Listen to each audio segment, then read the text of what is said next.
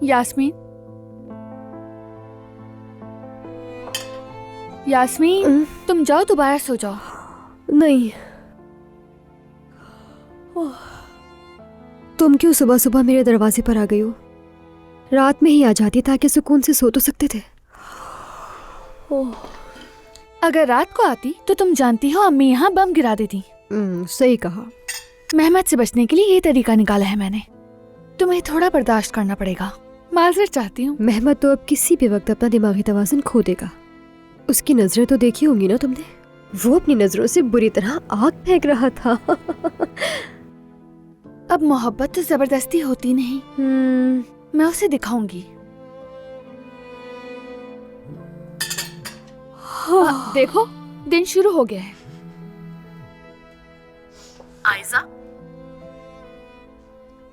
Hello. जी कहिए अम्मी। कहाँ हो तुम? अम्मी मैंने कहा था ना मीटिंग में जाना है। ये बताओ इस वक्त कौन सी मीटिंग है तुम्हारी? मेहमत तुम्हें लेने आया था, मैं उससे क्या कहती, कुछ समझ नहीं आ रहा था मेरे। आखिर मीटिंग है किसके साथ? हेलो आयजा, जवाब तो दो ना मुझे बेटी। जी सुन रही हूँ अम्मी, सुन रही हूँ। हम्म।